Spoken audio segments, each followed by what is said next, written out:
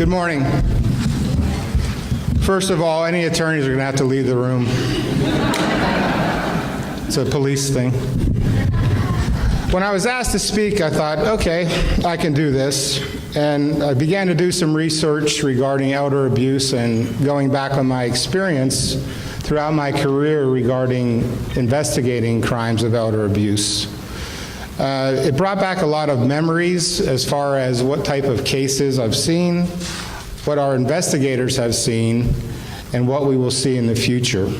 So elder abuse and neglect have risen dramatically over the past 10 years. Although this may be due partially to increased awareness of the problem and the need to report, the increase may also be due to a rise in family tension, poverty, drugs and alcohol abuse, and decrease in availability of community services. The most prevalent types of elder abuse are caregiver neglect, self-neglect, with physical abuse and financial exploitation also accounting for a significant portion of the cases.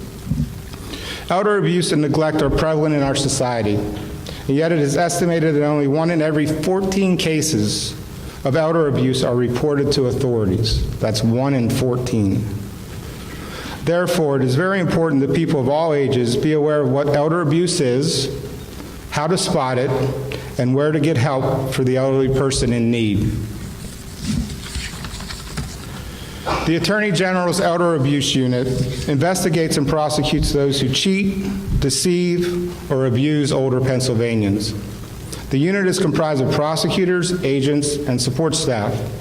A specialized section within the unit educates the public about senior fraud and teaches them how to avoid being victimized. To file an elder abuse complaint, call this number. It's very important. 1-866-623-2137. Again, that's 1-866-623-2137. The Commonwealth of Pennsylvania has the 3rd highest percentage of elderly residents in the United States, with nearly 2 million residents over the age of 65. Statistically, senior citizens are favored targets for many kinds of consumer fraud, including identity theft, charities, telemarketing, and sweepstakes fraud. The Public Protection Division of the Office of Attorney General addresses those types of consumer complaints, as well as health care issues, violations of the Pennsylvania Do Not Call law, and numerous other subjects. In addition, the fastest growing segment of Pennsylvania population is those who are over 85 years of age. Frail and care-dependent elderly are often susceptible to other forms of abuse, including physical and mental, financial exploitation, and neglect. The Criminal Law Division in the Office of Attorney General investigates provider fraud in the Medicare program, insurance fraud, and other crimes. Because various state agencies, including local law enforcement, criminal investigators, and prosecutors work together to resolve cases of elder victimization, it may be difficult to know where to report in certain elder abuse cases. A toll-free elder abuse number, which I gave you, would be the first avenue in which to report that. Any neglect, financial exploitation, or victimization of an older Pennsylvania citizen can provide necessary assistance to help address your questions efficiently. A couple myths that I've seen about elder abuse. A myth: most crimes against the elderly are violent crimes that result from being in the wrong place at the wrong time. The fact of the matter is, most elderly victims are victimized in or near their homes and are victims of financial crimes, neglect, and white-collar crime. Elder abuse only happens to women or older people who are isolated, frail, or have a disability. Fact: abuse can happen to anyone and can come in many forms other than physical harm, including financial and emotional. Myth: only a stranger would abuse an elderly person. Fact: the abuser is often a loved one who the elderly person trusts. Myth: if things were really that bad, then the victim would just leave. Fact: oftentimes the victim feels trapped as a result of many factors, including fear, isolation, social repercussions, emotional dependence, and low self-esteem. Most victims of elder abuse are victims of physical abuse. Fact, though physical abuse is the easiest form of abuse to recognize due to the appearance of physical marks, other forms of abuse occur as well and can be recognized through behavioral changes. Myth, elder abuse is similar to child abuse. Fact, elder abuse is more similar to spousal abuse than child abuse in terms of types of abuse perpetrated. Types of elder abuse: physical abuse, hitting, unnecessary restraints, pushing, intentionally causing pain, causing injury, and intentional misuse of medication. Sexual abuse, the forms: inappropriate exposure, inappropriate sexual advances, inappropriate sexual contact, sexual exploitation, and rape. Forms of emotional abuse: humiliation, threats of harm or abandonment, isolation, non-communication, and intimidation. Financial abuse: under the influence to change legal documents, misuse of property, theft or embezzlement, identity theft, and theft of medications.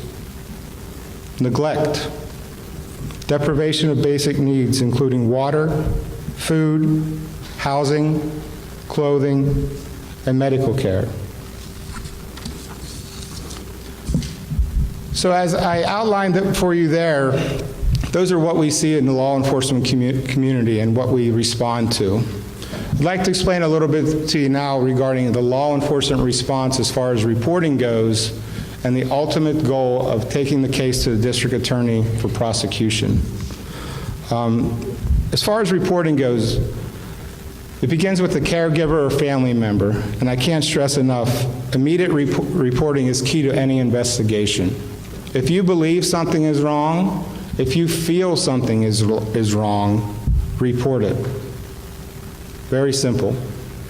If you wait, evidence is lost, memory is lost, we fall so far behind.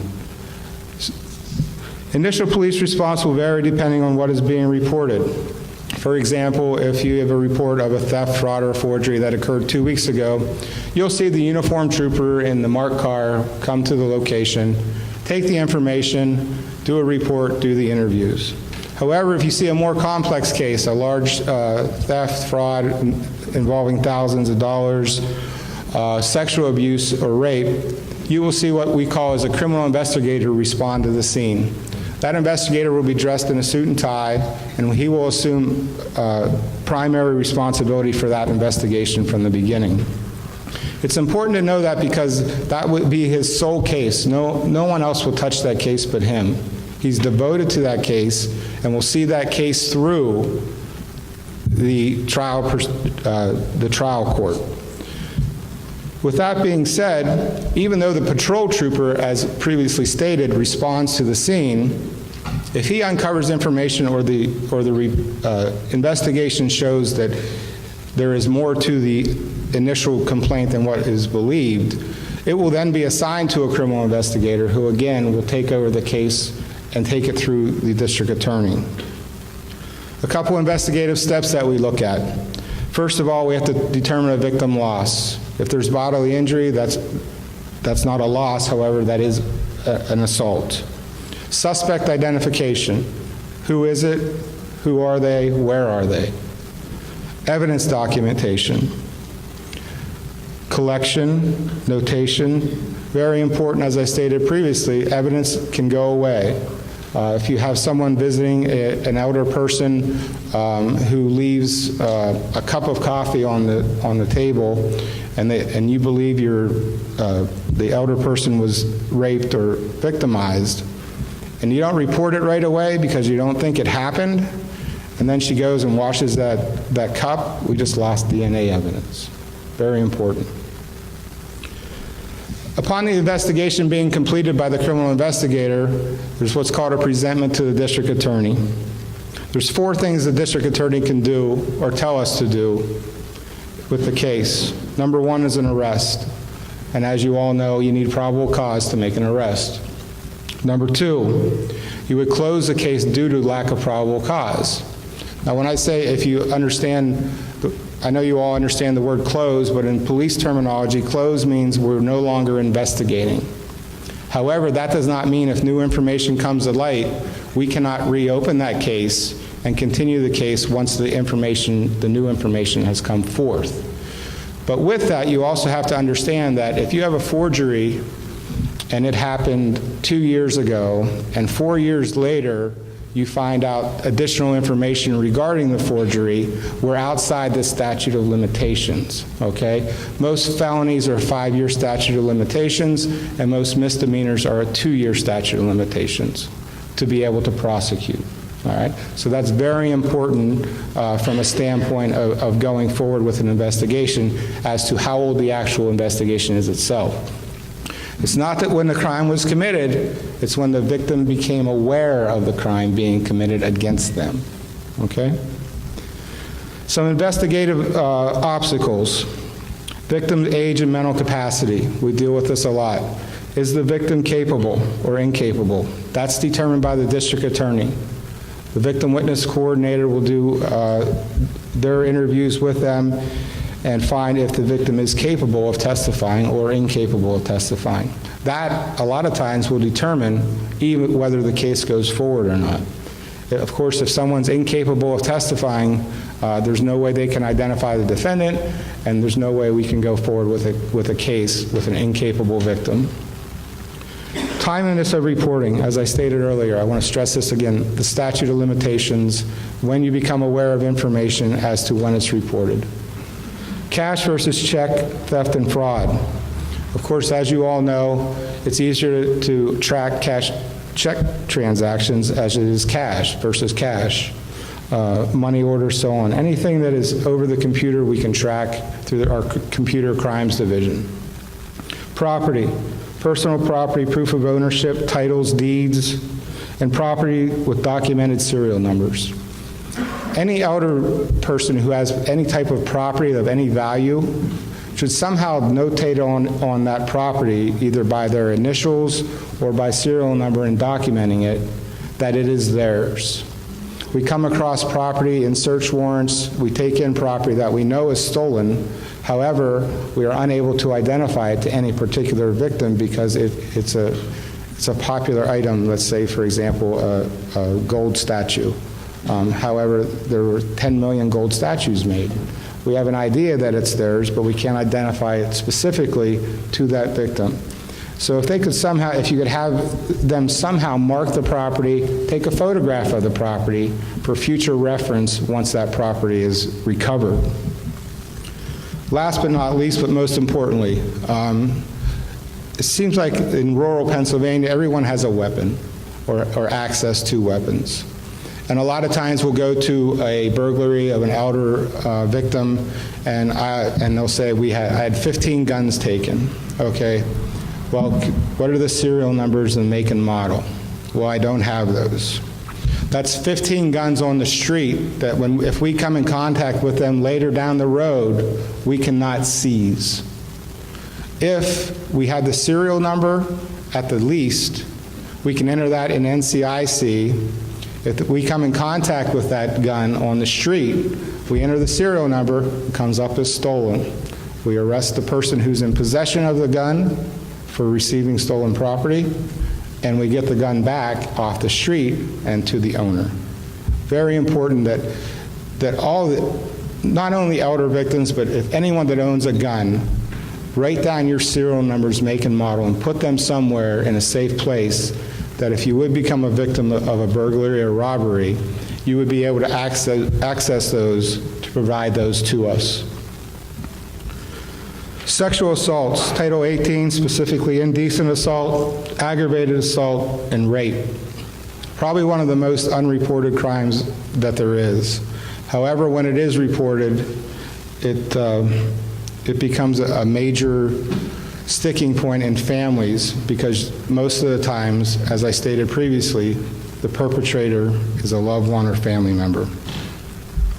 These types of investigations will be investigated by a criminal investigator, as I spoke previously. Prompt reporting, again, is the key. There's a 72-hour guideline for a rape kit to obtain DNA evidence. A lot of times rape victims will want to immediately wash or bathe themselves because, of course, they feel dirty. If you suspect your elder victim has been raped, try to, at all costs, to avoid them bathing themselves prior to police arrival and a rape kit examination. Very important. Evidence preservation, the clothing, underwear, the bed linens or couch where it happened, and as I stated again, most importantly, the victim bathing. The DNA evidence, if it is present, will be washed away if you allow your victim to bathe. I know they'll want to, however, it's very important that they don't. With the sexual assaults, again, a high percentage of the victims fall under the category of mental disability or incapable of consent. However, the Crimes Code sections allow for charging a person relative to incapable of consent. And the first one I'll tell you to speak about is aggravated indecent assault. That's Crimes Code section 3125, and it reads as follows: a person engages in penetration, however slight, of the genitals or anus of a complainant with a part of the person's body for any purpose other than good faith medical, hygienic, or law enforcement procedures commits aggravated indecent assault if the person does so without the complainant's consent. As I stated, incapable, unable to give consent. The person does so by forcible compulsion. The person does so by threat of forcible compulsion. The complainant is unconscious, or the person knows that the complainant is unaware that the penetration is occurring. The person is substantially impaired the complainant's power to apprise the situation or control his or her conduct by administering or employing, without the knowledge of the complainant, drugs, intoxicants, or other means for the purpose of preventing resistance. The complainant suffers from a mental disability which renders him or her incapable of consent. Chapter 27, assault, neglect of dependent care person. A caretaker is guilty of neglect of a care-dependent person if 1, intentionally, knowingly, or recklessly causes bodily injury or serious bodily injury by failing to provide treatment, care, goods, services necessary to preserve the health, safety, or welfare of a care-dependent person for whom he is responsible to provide. Intentionally or knowingly uses a physical restraint or chemical restraint or medication on a care-dependent person or isolates a care-dependent person contrary to law or regulation. A penalty, a violation of the first section, where the victim suffers bodily injury, is a misdemeanor of the first degree. If the victim suffers serious bodily injury, it is a felony of the first degree. Indecent assault, Crimes Code section 3126. Probably the most perpetrated crime there is as far as elder abuse victims are concerned. Indecent assault. A person is guilty of indecent assault if the person has indecent contact with the complainant, causes the complainant to have indecent contact with the person, or intentionally causes the complainant to come in contact with seminal fluid, urine, or feces for the purpose of arousing sexual desire in the person of the complainant, and the person does so without the complainant's consent. The person does so by forcible compulsion. The person does so by threat of forcible compulsion that would prevent resistance. The person has substantially impaired the complainant's power to apprise or control his conduct by administering or employing, without the knowledge of the complainant, drugs, intoxicants, or other means for the purpose of preventing resistance. The complainant suffers from a mental disability which renders the complainant incapable of consent.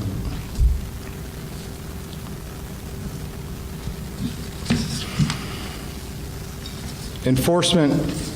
The district attorney of several counties shall have the authority to investigate and institute criminal proceedings for any violations of the sections we just spoke about. The Attorney General shall have the authority to investigate and institute criminal proceedings for any violation of these sections. A person charged with a violation of this section by the Attorney General shall not have standing to challenge the authority of the Attorney General to investigate or prosecute the case, and if such challenge is made, the challenge shall be dismissed and no relief made available. Sentencing. Sentences, mandatory minimum sentences for offenses against the elderly. A person 60 years of age convicted of the following offenses when the victim is over 60 years of age and not a police officer shall be sentenced to a mandatory term of imprisonment as follows.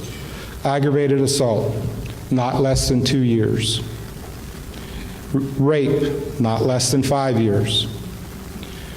Involuntary deviant sexual intercourse, not less than 5 years. Theft by deception, not less than 12 months, but the imposition of the minimum sentence shall be discretionary by the court.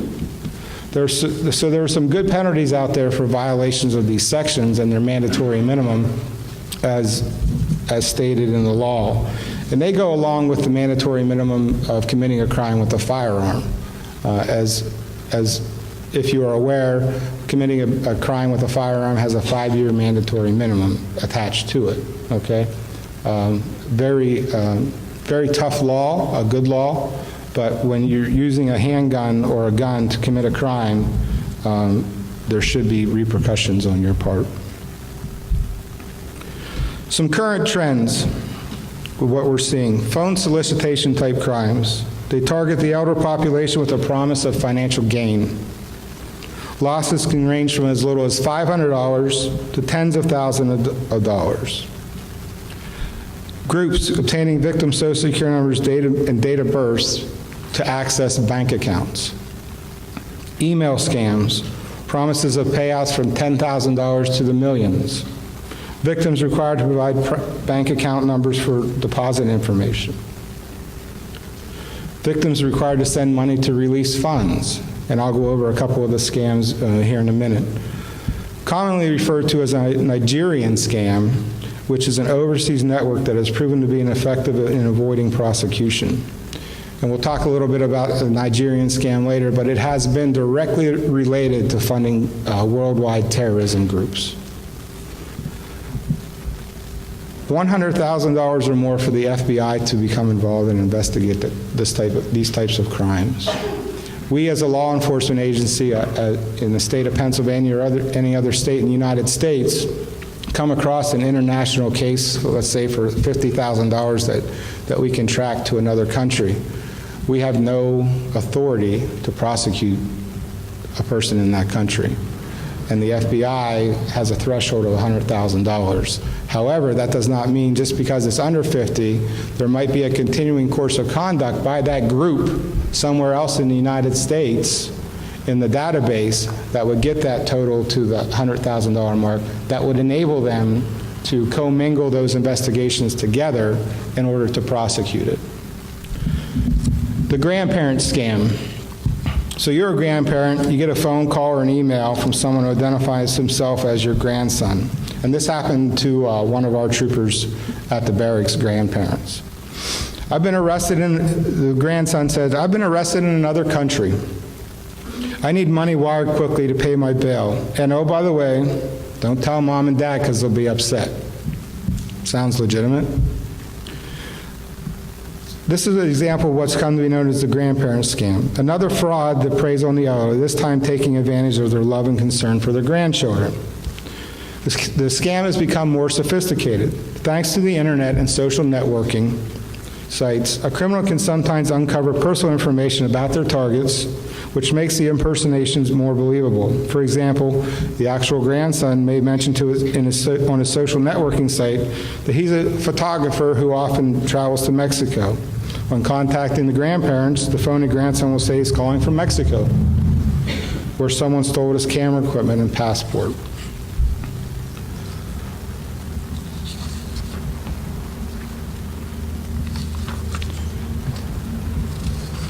Telemarketing fraud. If you're 60 years of age or older, and especially if you're an older woman living alone, you may be a special target of people who sell bogus products and services by telephone. Telemarketing scams often involve offers of free prizes, low-cost vitamins, healthcare products, and inexpensive vacations. There are warning signs to these scams. If you hear these or similar lines from a telephone salesperson, tell them to just say no thank you and hang up the telephone. The scammers will say, you must act now or the offer won't be good. You want a free gift, a vacation, a prize, but you have to pay for postage and handling or other charges. You must send money, give a credit card number, a bank account number, or have a check picked up by a courier. You may hear this before and have a chance to consider the offer carefully. The callers say you do not need to speak to anyone, including your family, lawyer, accountant, local Better Business Bureau, or Consumer Protection Agency. You don't need any written information about the company or its references. And you can't afford to miss this high profit, no risk offer. Some tips to help the elders avoid this. Don't buy from unfamiliar companies. Always ask for and wait till you receive written material about an offer or a charity. Always check out unfamiliar companies with your local Consumer Protection Agency. Obtain a salesperson's name, business identity, telephone number, street address. If you ask these questions and if they continue to ask these questions, most of the times the caller will hang the phone up on them. Before you send money, ask yourself one simple question. What guarantee do I really have that this solicitor will use my money in the manner we agreed upon? There is no guarantee.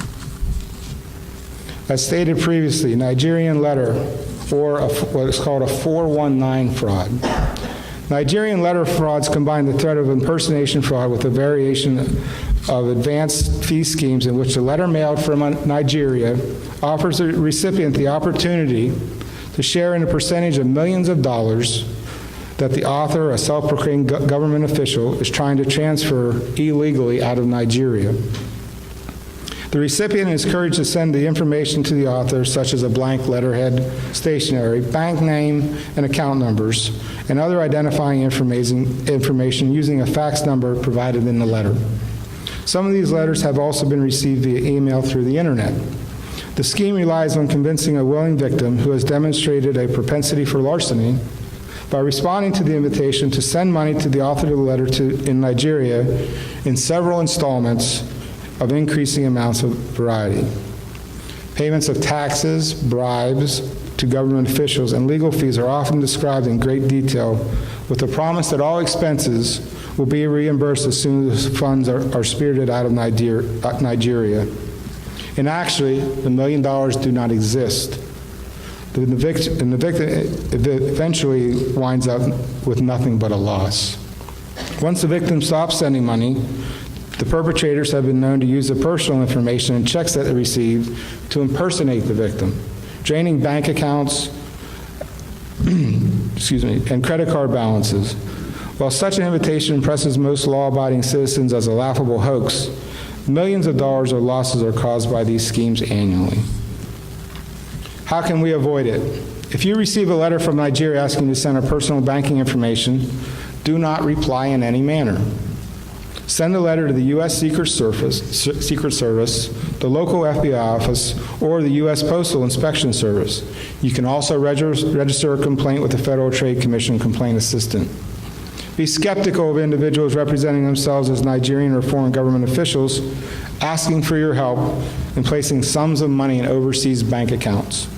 Do not believe the promise of large sums of money for your cooperation, and always guard your account information carefully. Identity theft. Probably someone in this room has been the victim of identity theft. Identity theft occurs when someone assumes your identity to perform a fraud or other criminal act. Criminals can get information they need to assume your identity from a variety of sources, included by stealing your wallet, rifling through your trash, or compromising your credit or bank information. They may approach you in person, by telephone, or the internet and ask for the information. The sources of information about you are so numerous you cannot prevent the theft of your identity, but you can minimize your risk loss by following a few simple steps. A couple steps to avoid being a victim of identity theft would be never throw away ATM receipts, credit statements, credit cards, or bank statements in a usable form. Shred them. Never give your credit card number over the telephone unless you make the call. Reconcile your bank account monthly and notify your bank of any discrepancies immediately. Very important. A lot of times you'll see the fraud begin with a $1 or $2 charge that the person does not even really look at their statement. They see $1 or $2, they don't think much of it, and the next thing you know, the following month is a $4,000 to $8,000 charge. They want to see if the transaction goes through. That's why they'll do the small amount first. If it's not noticed, they know we're good, and then we move on. Keep a list of telephone numbers to call, report the loss or theft of your wallet, credit cards, report unauthorized financial transactions to your bank, and review your statements at least monthly. Some advance fee schemes. An advance fee scheme occurs when the victim pays money to someone in anticipation for receiving something of greater value, such as a loan, contract, investment, or gift, and then receives little or nothing in return. The variety of advance fee schemes is limited only by the imagination of the con artists who offer them. They may involve the sale of products or services, the offering of investments, lottery winnings, found money, many other opportunities. Clever con artists will offer to find financing arrangements for their clients who pay a finder's fee in advance. They require their clients to sign contracts in which they agree to pay the fee when they are introduced to the financing source. Victims often learn that they are ineligible for financing only after they have paid the finder's fee, according to the contract. Such agreements may be legal unless it can be shown that the finder never had the intention or the ability to provide the financing for the victims. Some tips for avoiding credit card fraud. Don't give out your credit card number online unless it is a site that is secure and reputable. Sometimes a tiny icon of a padlock appears to symbolize a higher level of security to transmit data. This icon is not a guarantee of a secure site, but provides some assurance. Don't trust a site just because it claims to be secure. Before using the site, check out the security encryption software it uses. Make sure you are purchasing merchandise from a reputable source. Do your homework on the individual or company to ensure that they are legitimate. Obtain a physical address rather than simply a post office box and a telephone number, and call the seller to see if the telephone number is correct and working. Two biggest things to remember.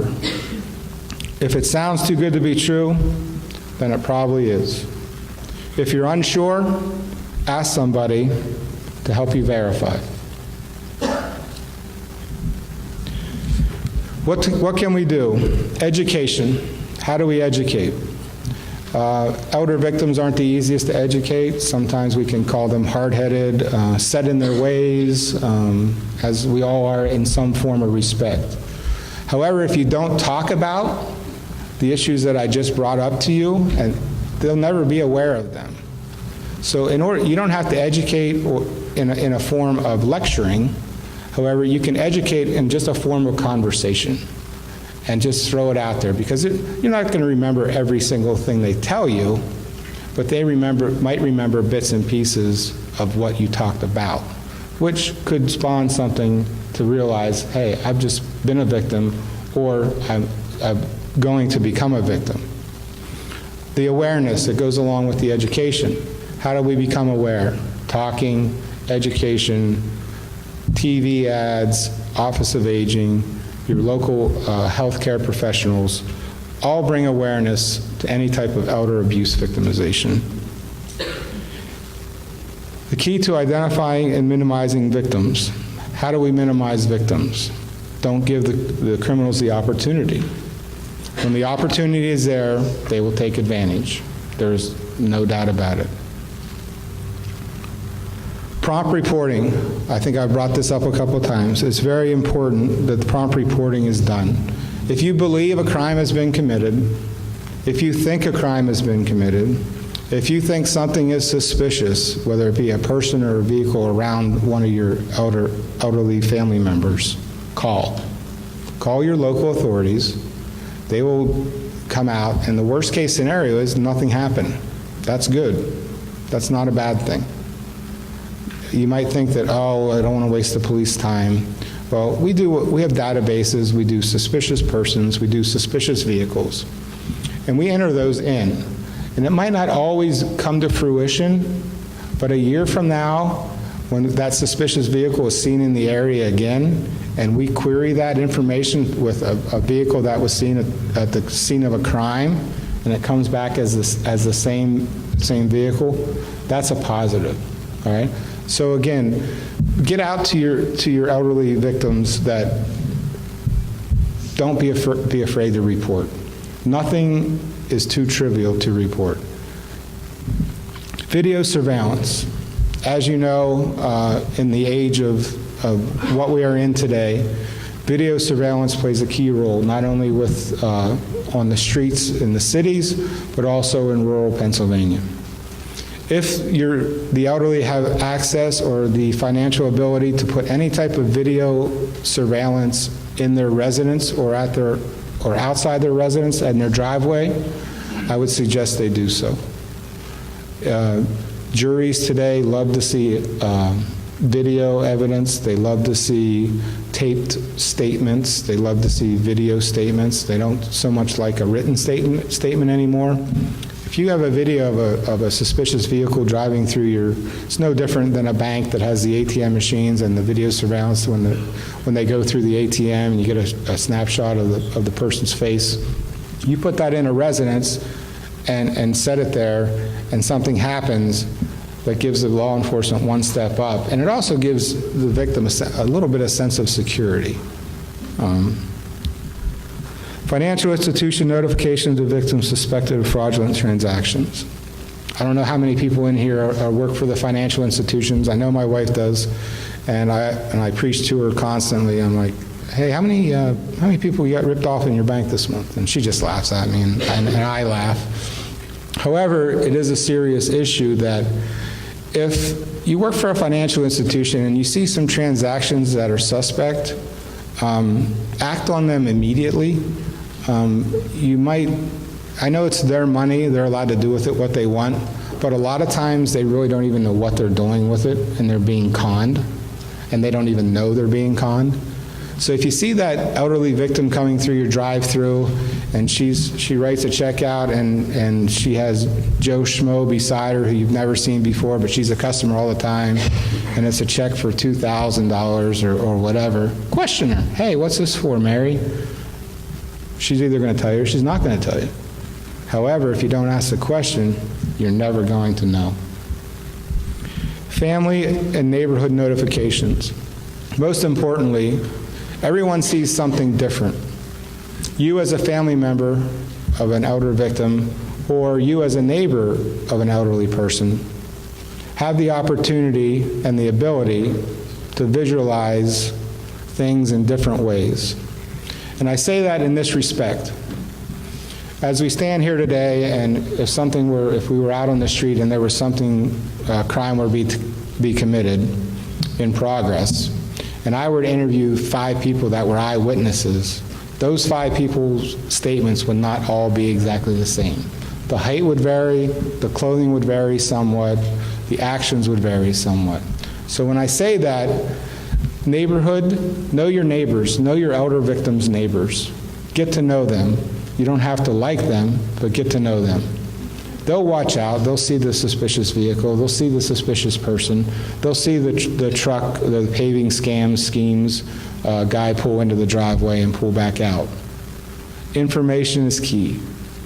I talked a little bit earlier about social networking. Social networking is here to stay. However, social networking is not the truth. Anyone can post anything, anyone can say anything with no consequences. So to get back to what I stated earlier, if your family's sending a tweet out, hey, mom's going to Florida with us, what happens? Mom's not at her house. What's that do? That opens the opportunity for mom's house to be burglarized. It's really not worth it. There are people patrolling the internet and social networks looking for exactly those kind of posts in order to rob, burglarize elderly victims. It happens every day. It's happening now as we speak. So it's very important, and I know people want to put out what they're doing, where they're going, but sometimes less is more. So with that being said, I want to thank you for your attention and privilege to speak to you today. I'd be more than happy and willing to answer any questions you may have.